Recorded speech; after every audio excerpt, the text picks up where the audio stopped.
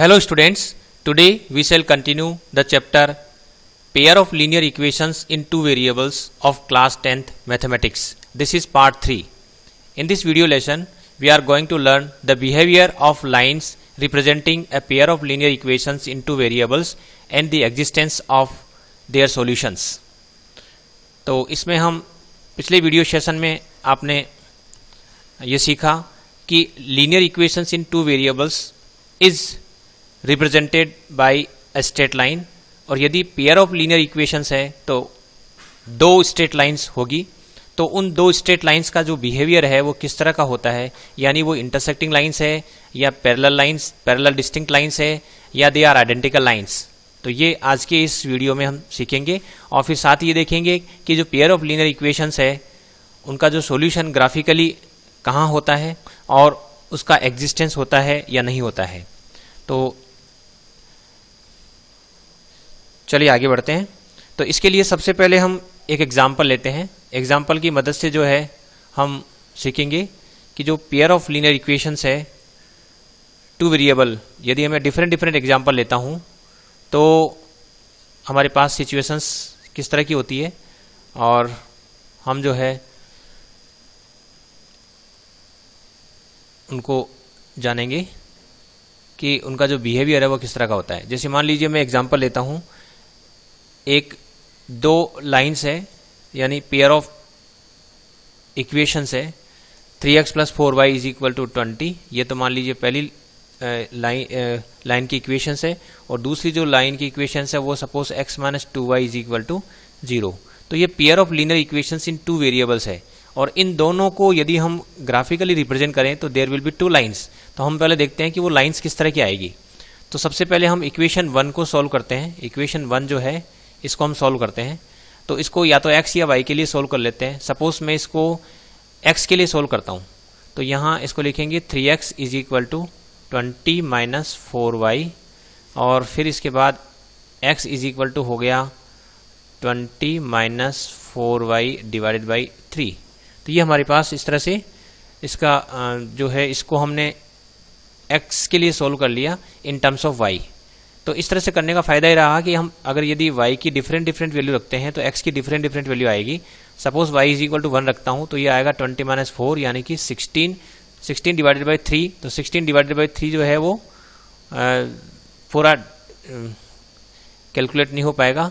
तो यदि हम ग्राफिकली रिप्रेजेंट करते हैं तो हमें दिक्कत आएगी। तो हम यहाँ जो है वैल्यू कुछ इस तरह की रखेंगे जिससे हम आसानी से इसको इवेल्यूएट कर पाएँ। जैसे मान लीजिए मैं y की जगह 2 रखता हूँ तो ये 20 - 8 हो जाएगा, यानी 12/3 यानी 4, यानी सॉल्वेबल हो जाएगा, यानी इंटीग्रल सॉल्यूशन निकलेगा। तो इंटीग्रल सॉल्यूशंस को ग्राफिकली रिप्रेजेंट करना आसान होता है। तो मैं y की वैल्यू यहाँ 2 ले लेता हूँ, तो इससे जो x की वैल्यू आएगी वो आ गई 20 - 4 × 2 / 3।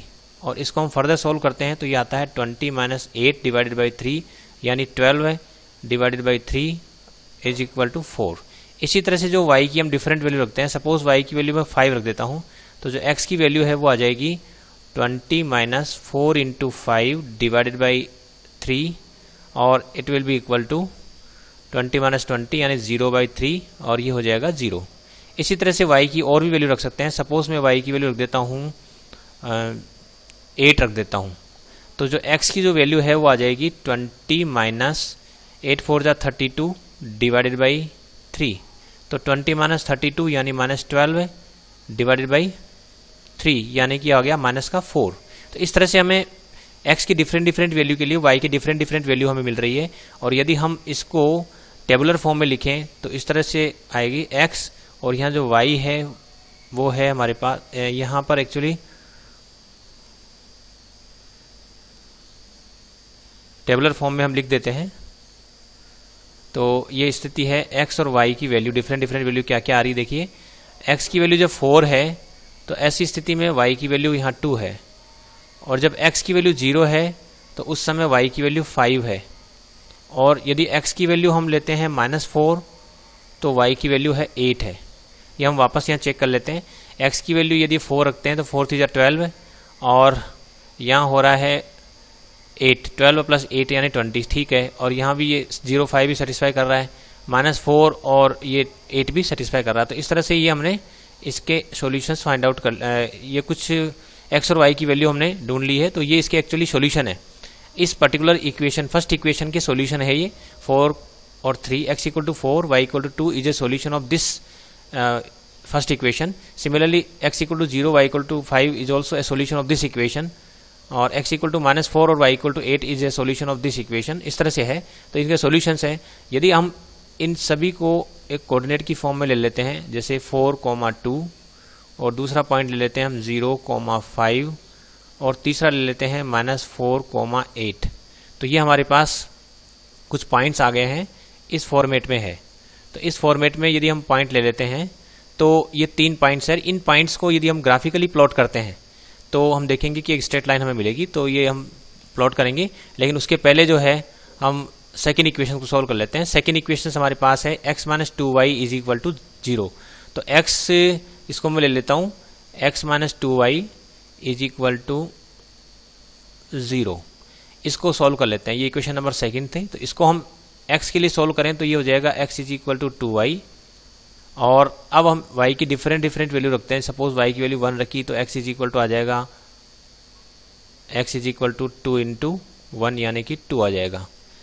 सिमिलरली यदि हम x की वैल्यू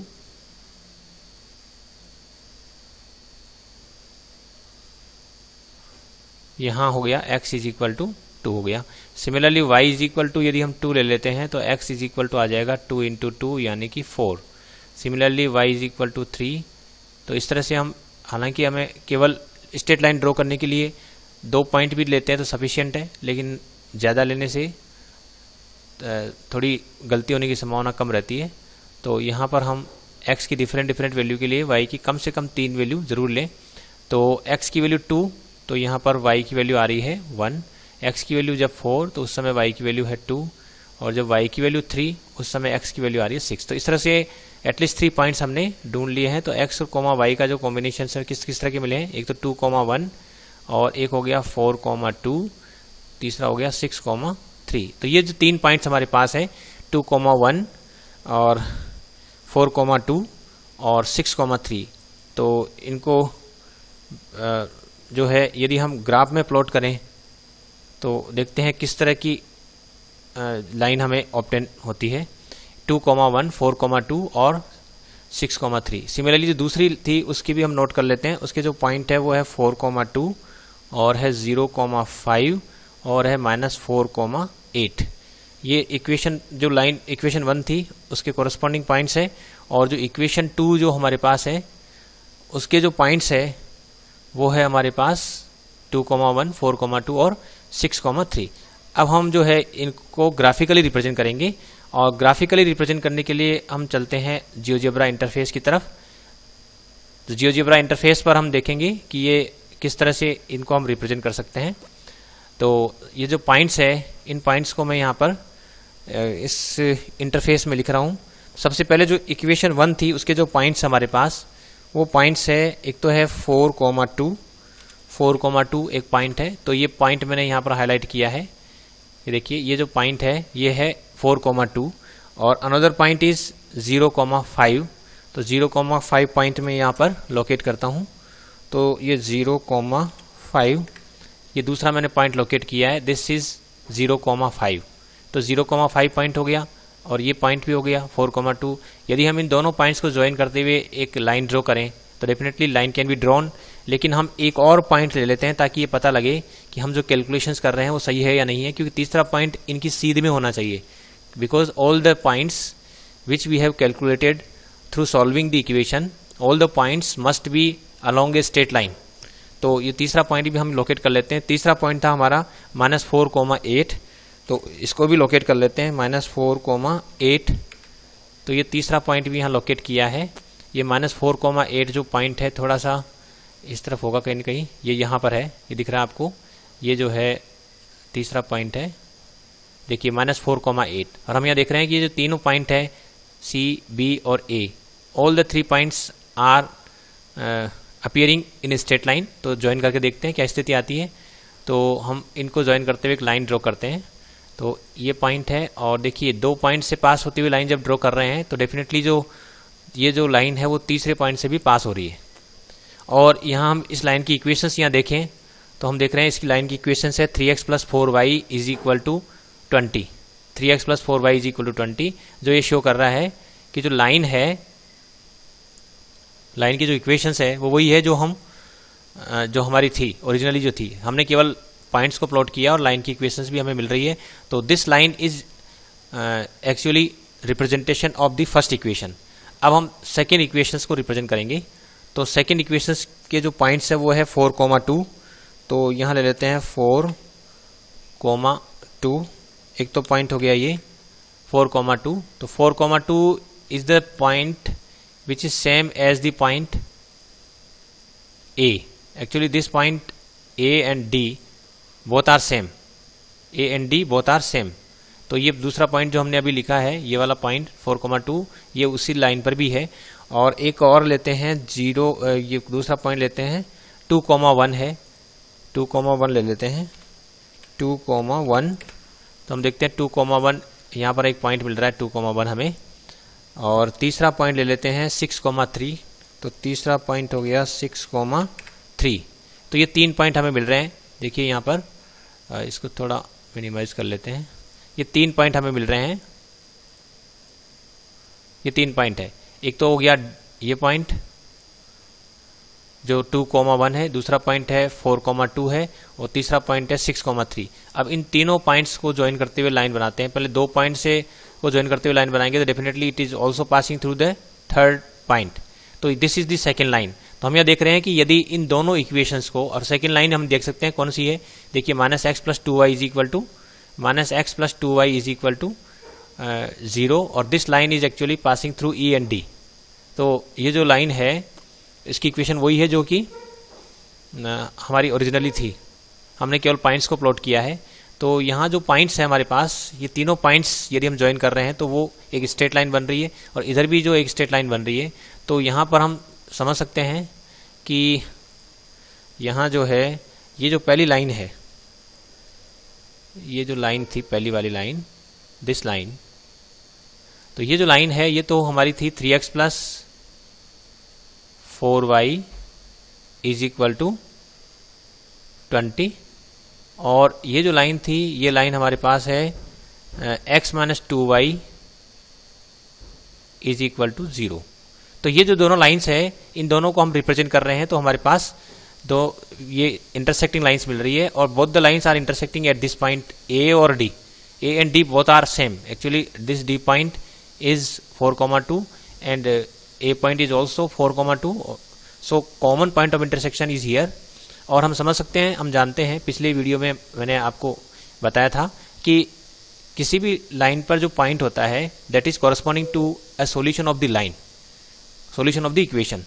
इसी तरह से इस लाइन पर जो पॉइंट होगा वो इस इक्वेशन का सॉल्यूशन होगा, और इस लाइन पर जो पॉइंट होगा वो इस लाइन का सॉल्यूशन होगा। तो यदि इसका कॉमन पॉइंट हम देखें, ये दिस पॉइंट इज कॉमन, और इस पॉइंट को यदि हम देखें तो this point is on both the lines. So this point will represent common solution of both the lines, क्योंकि ये जो पॉइंट है, इस पॉइंट के जो कोऑर्डिनेट है वो हमारे पास है यहाँ पर 4,2। तो ये 4,2 जो पॉइंट है, ये पॉइंट इस लाइन पर भी है और ये इस लाइन पर भी है, दोनों लाइन पर है। तो ये जो 4,2 है वो इस लाइन का सॉल्यूशन भी है, यानी इस इक्वेशन का सॉल्यूशन भी है। x - 2y = 0 और 3x + 4y = 0 का सॉल्यूशन भी है। और since only one point is common in both the lines, so one and only one solution is there of these two equations. तो अगर पेयर ऑफ लीनियर इक्वेशंस है तो यदि उनको हम ग्राफिकली रिप्रेजेंट करते हैं, तो ग्राफिकली रिप्रेजेंट करने पर वो दोनों जो है वो यहाँ पर इंटरसेक्टिंग लाइन्स आ रही है। यदि वो इंटरसेक्टिंग लाइन्स आती है तो there is only one common point, और वो जो कॉमन पॉइंट के कॉरस्पॉन्डिंग जो सॉल्यूशन होगा that will be the unique solution, one and only one solution of the given equations. तो जो पेयर ऑफ इक्वेशंस है यहाँ पर इनका यूनिक सॉल्यूशन है, यहाँ हम ये देख रहे हैं। तो जब भी lines, pair of linear equations के कॉरस्पॉन्डिंग लाइन्स एक दूसरे को इंटरसेक्ट कर रही है, तो उनका केवल वन एंड वन सॉल्यूशन होगा, यानी यूनिक सॉल्यूशन होगा, और that unique solution will be at the common point of intersection. तो ये तो हमने यहाँ से सीख लिया। अब हम चलते हैं वापस उसी जगह जहाँ हम इक्वेशंस लिख रहे थे, यहाँ चलते हैं। अब यहाँ ये हमने दो ये एक्चुअली हमने दो इक्वेशंस कंसिडर करी थी, 3x + 4y = 20, दूसरी x - 2y = 0। और जब हमने इनको ग्राफिकली रिप्रेजेंट किया तो हमने देखा कि ये जो लाइंस है वो वास्तव में एक दूसरे को जो है इंटरसेक्ट कर रही थी, और इस तरह की लाइंस हमें मिली। ये एक लाइन तो इस तरह से आई और दूसरी लाइंस हमें इस तरह से मिली, और इनका जो कॉमन पॉइंट ऑफ इंटरसेक्शन था, एक तो लाइन ये आ गई थी और दूसरी लाइन हमारे पास ये आई। तो दूसरी लाइन तो ये तो x = 2y थी, और ये जो लाइन थी वो थी 3x + 4y = 20, 3x + 4y = 20। और इनका जो कॉमन पॉइंट ऑफ इंटरसेक्शन था, ये वाला पॉइंट, ये था 4,2, which is the solution of these two equations. तो ये कॉमन सॉल्यूशन भी कहते हैं और पेयर ऑफ लीनियर इक्वेशंस का तो सॉल्यूशन कहलाएगा। और ये जो सॉल्यूशन है वो यूनिक सॉल्यूशंस है, यानी कि यूनिक सॉल्यूशन है। तो ये हमें यहाँ से पता लग रहा है कि ये यूनिक सॉल्यूशंस होगा, या यूं कह सकते हैं one and only one solution, one and only one solution, क्योंकि कॉमन पॉइंट एक ही आ रहा है, only one point is common to both the lines, तो इसलिए ये यूनिक सॉल्यूशंस की कंडीशन आ गई। अब हम दूसरा एग्जांपल लेते हैं। मान लीजिए मैं जो है अब की बार जो इक्वेशंस लेता हूँ, एग्जांपल नेक्स्ट एग्जांपल कंसिडरेशन में ले लेते हैं।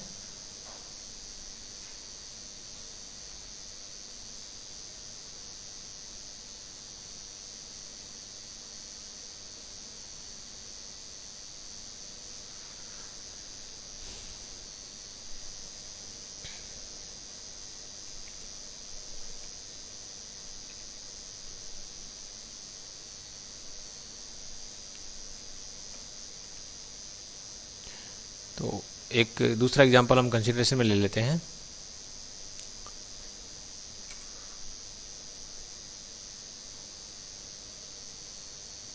इसका इंक कलर चेंज कर लेते हैं, ठीक है। तो ये दूसरी इक्वेशंस हम ले लेते हैं, pair of linear equations.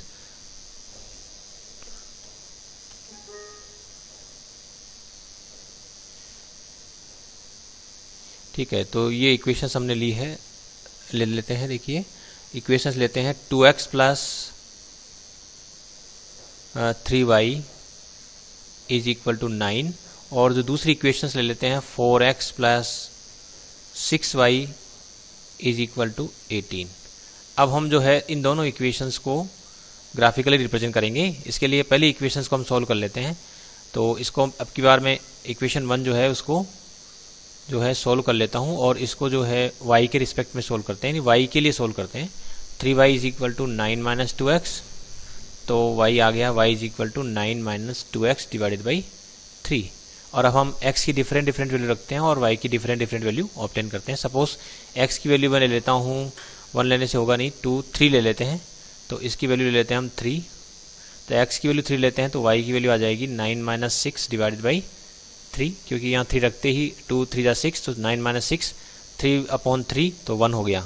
Similarly जब x की वैल्यू यदि ले लेता हूँ मैं, सपोज 0 ले लेता हूँ, तो जो y की वैल्यू आएगी वो आ जाएगी 9 - 0 / 3, यानी कि 3 आ जाएगी। तो 2 पॉइंट सफिशिएंट है वैसे तो अब इन दोनों को यदि ग्राफिकली रिप्रेजेंट करते हैं, उसमें टेबुलर फॉर्म में रिप्रेजेंट करें, तो हमारे पास इस तरह से वैल्यू मिलेगी कि x की वैल्यू 3 तो y की वैल्यू 1, और x की वैल्यू 0 तो y की वैल्यू 3।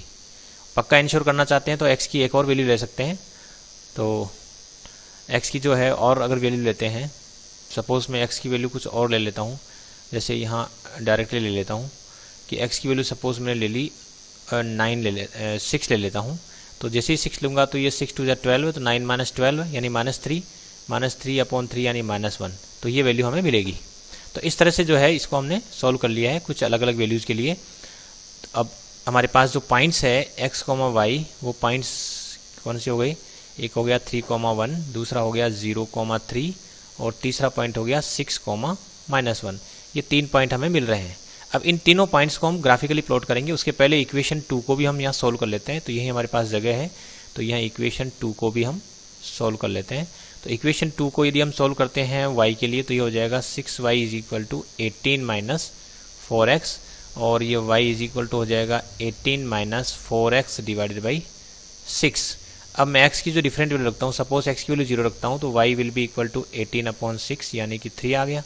और यदि मैं x की वैल्यू सपोज मैं रख देता हूँ -3, सपोज x की वैल्यू मैं -3 रख देता हूँ, तो जो y की वैल्यू है वो मिल रही है हमें 18, -3 रखने से हो गया +12 डिवाइडेड बाई 6, और ये हो गया 12 + 18 30, 30 डिवाइडेड बाई 6 यानी कि 5। तो इसमें हम जो वैल्यूज़ हमें मिल रही है दो सफिशिएंट ड्रॉ करने के लिए, तो x की वैल्यू 0 तो आ रही y 3 और x की वैल्यू -3, तो पॉइंट हमें मिल रहा है 5। अब हम इन सब को जो है उसमें प्लॉट कर लेते हैं ग्राफ पेपर पर। यहाँ हमें एक तो मिल रहा है 0,3 पॉइंट और दूसरा मिल रहा है -3,5, और this is corresponding to equation 2। ये इक्वेशन 2 है, तो this points are corresponding to equation 2। तो ये टेबल 2 कह दें इसको, ये टेबल 2 है, टेबल 2 कर देता हूँ, और this is table 1, suppose this is table 1 और वो टेबल 2 थी। तो अब इन दोनों को हम प्लॉट करेंगे। तो इन पॉइंट्स को नोट कर लेते हैं पहले, क्योंकि हम जियोजेब्रा इंटरफेस की तरफ बढ़ेंगे। तो जो इक्वेशन 1 है उसके कॉरस्पॉन्डिंग पॉइंट है 3,1, 0,3 और 6,-1। सिमिलरली जो इक्वेशन 2 है उसके कॉरस्पॉन्डिंग पॉइंट हमारे पास है 0,3 और -3,5। ये कुछ पॉइंट है जो हम यहाँ से नोट कर लिए हैं, और अब इन पॉइंट्स को हम प्लॉट करेंगे जियोजेब्रा इंटरफेस पर ताकि हम ग्राफ ड्रॉ कर सकें। तो चलिए जियोजेब्रा इंटरफेस की तरफ चलते हैं और एक न्यू फाइल ओपन करते हैं।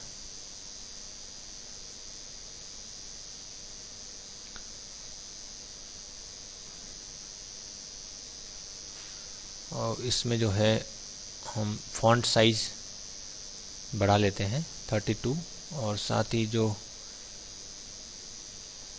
रहने देते हैं, ग्रिड वगैरह सब चाहिए।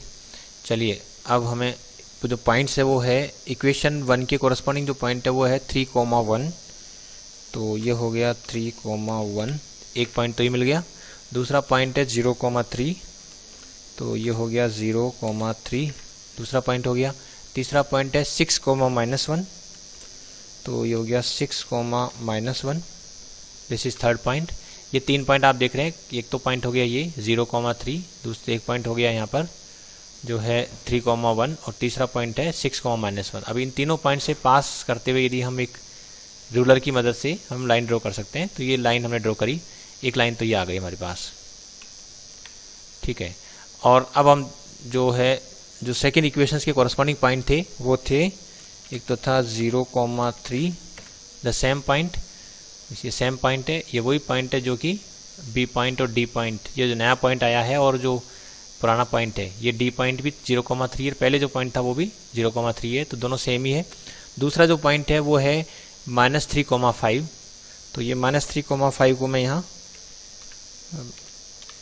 प्लॉट कर लेता हूँ, ये -3,5, दिस इज -3,5। तो -3,5 और यदि डी इसको ज्वाइन करते हैं तो सेम लाइन आ रही है।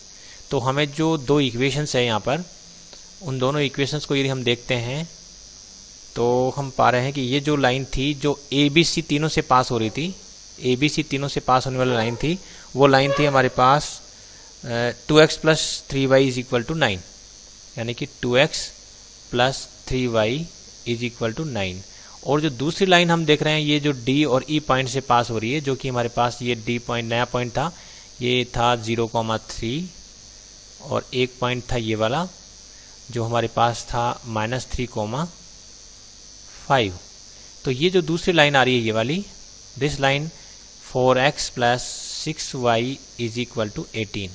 और हम देखते हैं कि ये दोनों लाइंस कैसी है, ये कॉन्सिडेंट लाइंस है, एक दूसरे पर ही है, कॉन्सिडेंट है, लाइंस आर कॉइंसिडेंट, यानी आइडेंटिकल लाइंस आर देयर। अब इसमें देखिए कॉमन पॉइंट ऑफ इंटरसेक्शन देखेंगे तो इसमें जो है every point is common to both the lines, every point is common to both the lines. So solution of one equation will be the solution of other equation also. So every point on this common line will be the solution of these pair of linear equations. So such type of equations have infinitely many solutions, क्योंकि every point is common to both the lines, so every point will be the common solution. So such type of equations which are represented by coincident lines, these such pairs have infinitely many solutions. तो यहाँ इसके क्या है, infinitely many solutions है। तो कभी कभी यदि मान लीजिए कि पेयर ऑफ लीनियर इक्वेशंस इस तरह की है कि वो दोनों आइडेंटिकल लाइंस को रिप्रेजेंट कर रही है, तो ऐसी स्थिति में उन इक्वेशंस का जो सॉल्यूशंस है वो इन्फाइनाइटली मेनी होगा. Every solution of first equation will be the solution of second equation also, because they are actually the same lines. यदि मैं यहाँ इसमें से यदि 2 कॉमन ले लेता हूँ तो यहाँ देखिए आप 2x plus 3y is equal to 18 हो रहा है, और यदि मैं इस 2 से इसको कैंसिल आउट कर देता हूँ तो ये इक्वेशन इसी में रिड्यूस हो रही है. तो एक तरह से देखा जाए तो जो सेकंड इक्वेशन हमें दे रखी है, ये वाली सेकंड इक्वेशन, ये जो इक्वेशन है और ये जो फर्स्ट इक्वेशन है, सेकंड इक्वेशन और जो फर्स्ट इक्वेशन है, ये दोनों जो इक्वेशंस है ना वो दोनों एक ही है. यहाँ आप देख रहे हैं ये जो इक्वेशंस है सेकंड इक्वेशन और यदि मैं कहूँ फर्स्ट इक्वेशंस, दोनों एक जैसी ही है. ये फर्स्ट इक्वेशन थी और ये सेकंड इक्वेशन है, दोनों एक जैसी ही है. तो यहाँ से हम ये समझ सकते हैं कि कोइंसिडेंट जो लाइंस होती है वो कब होता है. ठीक है, तो अब आगे बढ़ते हैं, हम वापस वहीं चलते हैं जहाँ हम पहले थे. यहाँ पर थे हम. चलिए अब हम एक तीसरी सिचुएशन और ले लेते हैं. तीसरी सिचुएशन और ले लेते हैं एग्जाम्पल 3 के रूप में.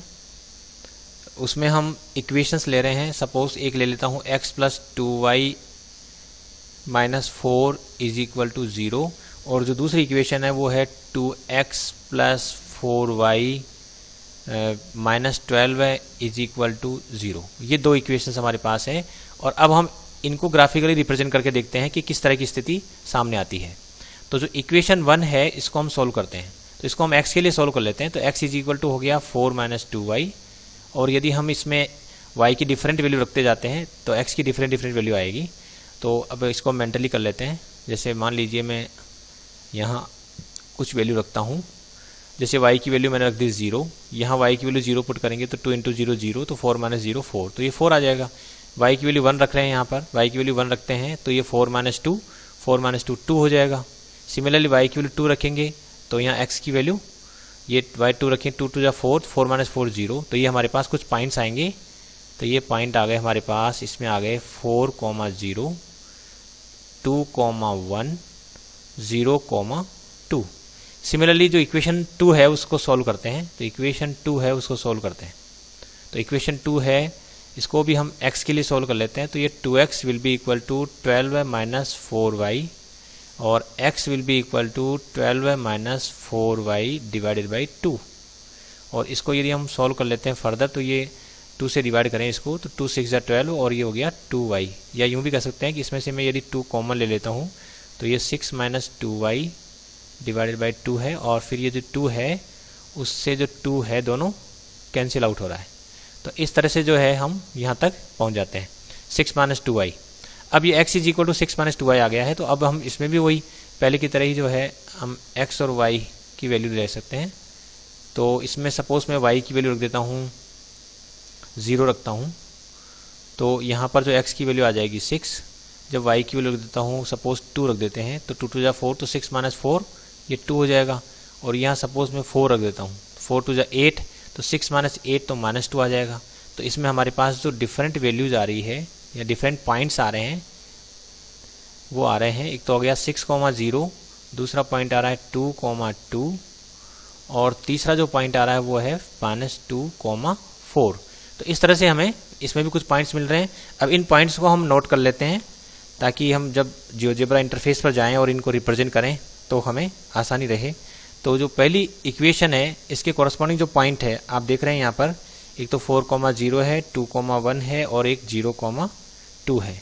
और दूसरी जो है उसमें देखिए आप यहाँ पर है 6, 0, 2, 2 और माइनस 2, 4.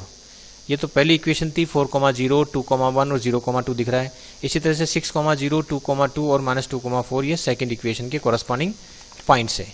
अब हम चलते हैं जियोजेब्रा इंटरफेस की तरफ और वहाँ हम इन्हें रिप्रेजेंट करेंगे. एक नई फाइल ओपन कर लेते हैं.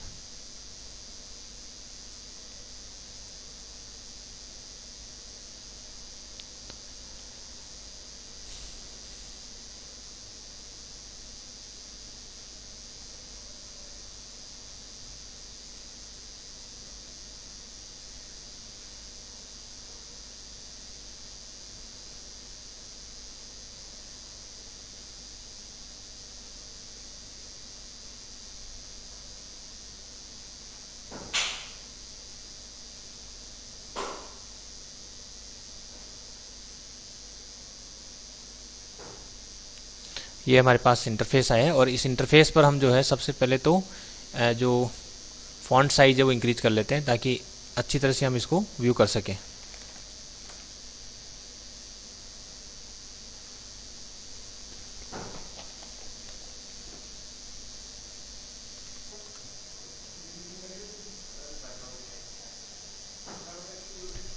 सबसे पहले हम इसमें फॉन्ट साइज इंक्रीज कर लेते हैं, तो फॉन्ट साइज है यहाँ पर हम 32 कर लेते हैं। इसके बाद अब हम इन पॉइंट्स को रिप्रेजेंट कर लेते हैं।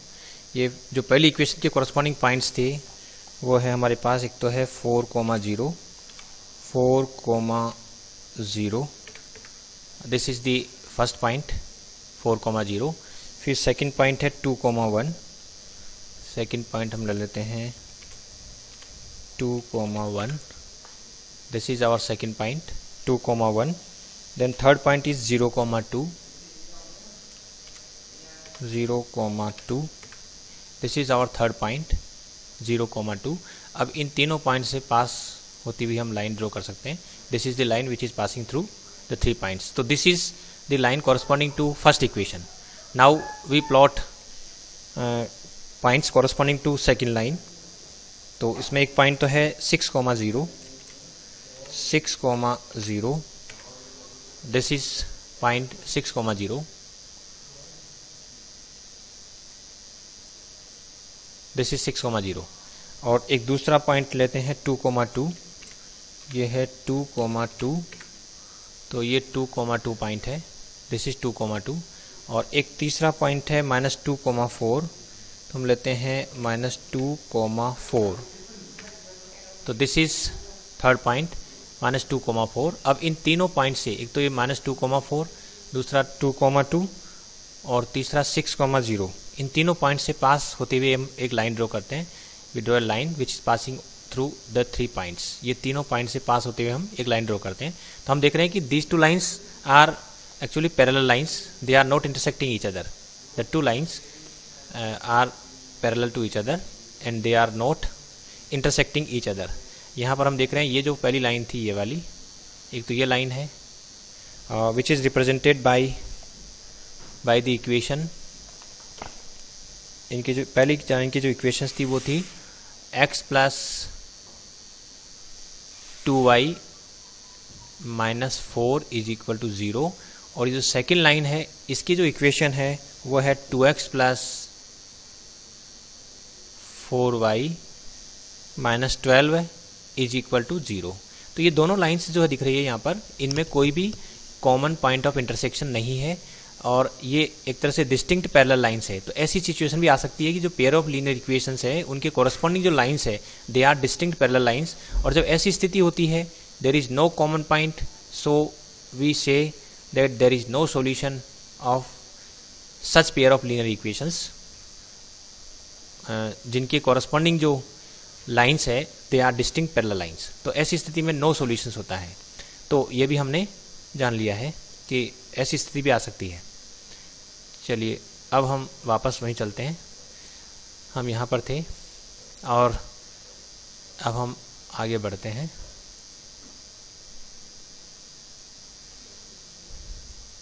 चलिए, तो अब तक जो हमने सीखा उसको हम थोड़ा यहाँ समराइज कर लेते हैं। हमारे पास जो स्थिति है वो एक तो पेयर ऑफ लीनियर इक्वेशंस जो है, pair of linear equation in 2 variables. अब इसमें हमने देखा कि हमारे पास 3 सिचुएशन सामने आती है।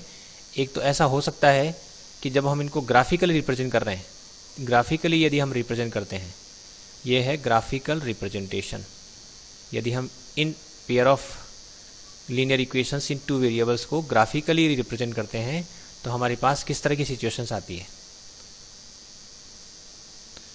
तो ग्राफिकल रिप्रेजेंटेशन यदि हम करते हैं तो हमारे पास 3 तरह की सिचुएशंस आती है। ग्राफिकल रिप्रेजेंटेशन ये भी कर सकते हैं और ग्राफिकल रिप्रेजेंटेशन है ये भी ग्राफिकल रिप्रेजेंटेशन ही है। तो देखिए क्या सिचुएशन आ सकती है। हो सकता है कि हमें इंटरसेक्टिंग लाइंस मिले,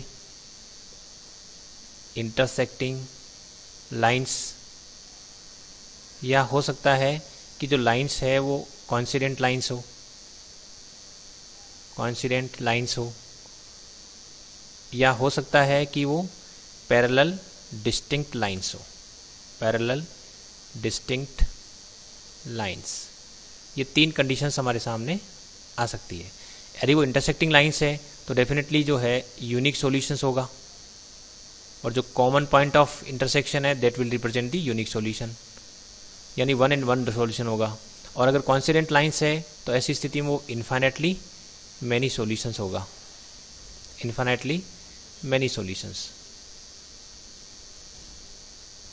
और यदि वो पैरेलल डिस्टिंक्ट लाइंस है तो पैरेलल डिस्टिंक्ट लाइंस के केस में जो है नो सॉल्यूशन होगा, क्योंकि कोई भी कॉमन पॉइंट ऑफ इंटरसेक्शन नहीं है। जब नो सॉल्यूशंस होता है तो ऐसी जो इक्वेशंस होती है पेयर ऑफ लीनियर इक्वेशंस, जब कोई भी कोई सॉल्यूशन नहीं होता तो ऐसी स्थिति में उनको inconsistent pair of linear equations कहते हैं। यानी ऐसी स्थिति में जो पेयर ऑफ लीनियर इक्वेशंस है they are said to be inconsistent. और इस वाली कंडीशंस में हम बोलते हैं कि जो पेयर ऑफ लीनियर इक्वेशंस है दे आर कंसिस्टेंट। यानी अगर सॉल्यूशंस मिलता है, यदि पेयर ऑफ लीनियर इक्वेशंस का सॉल्यूशंस मिल रहा है तो वो consistent pair of linear equations कहलाएगी, consistent pair of linear equations. इनको हम बोलेंगे consistent pair of linear equations. और इस वाली जो कंडीशंस है इसमें जो है हम बोल रहे हैं उसको inconsistent pair of linear equations. ये हो गया। इसके बाद यहाँ जो कॉन्सिडेंट लाइंस होती है, एक्चुअली जब लाइंस कॉन्सिडेंट कब होती है हमने देखा था कि वो तभी होती है जब वो दोनों एक्चुअली आइडेंटिकल लाइंस हो। यानी कि एक लाइन को हम एक इक्वेशंस को यदि हम सॉल्व करें तो वो दूसरी इक्वेशंस में कन्वर्ट हो रही है। तो दोनों इक्वेशंस एक तरह से देखा जाए तो डिफरेंट नहीं है, they are the same equations, so they are representing the same identical lines. तो कोइंसिडेंट लाइंस जब रिप्रेजेंट करती है तो ऐसी स्थिति में जो पेयर ऑफ लीनियर इक्वेशंस होती है उनको dependent pair of linear equations कहते हैं।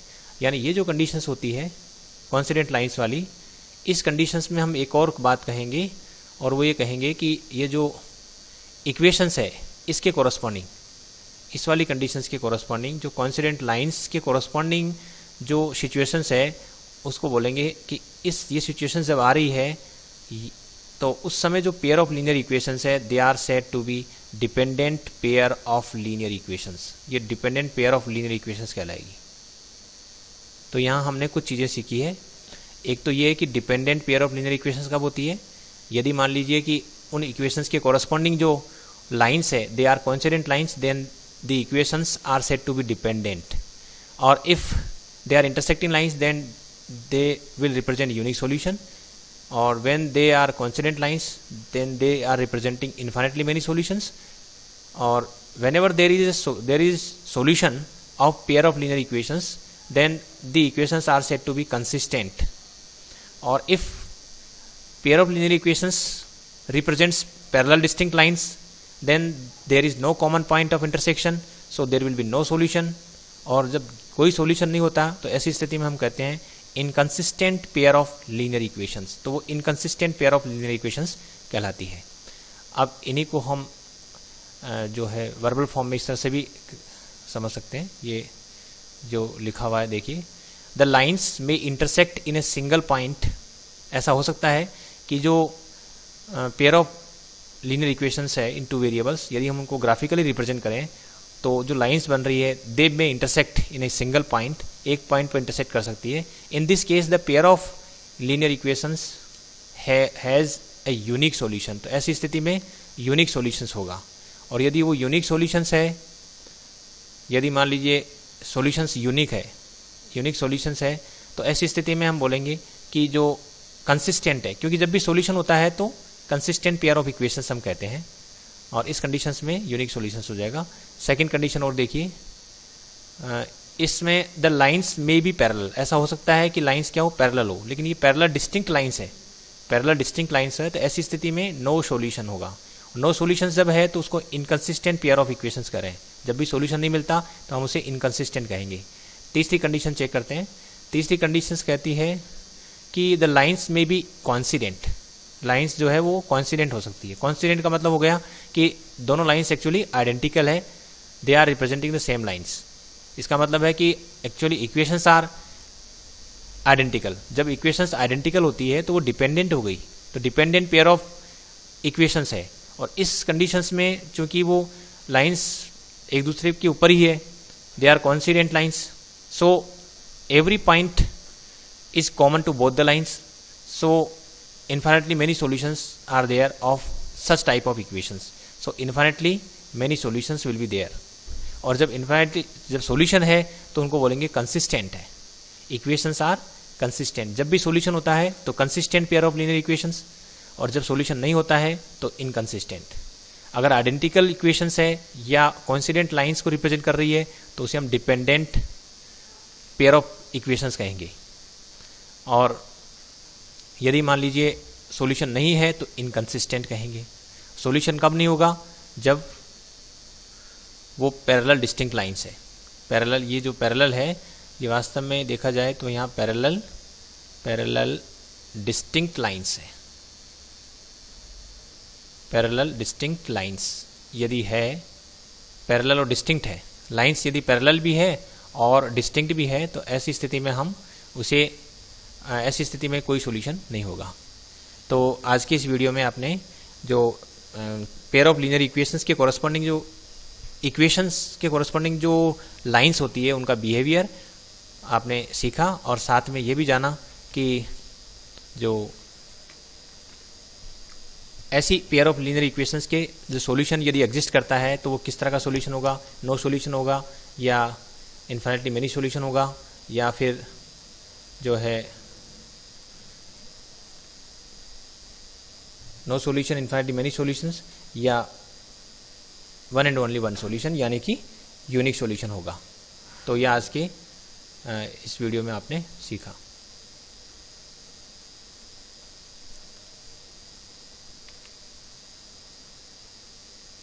Thanks for watching this video.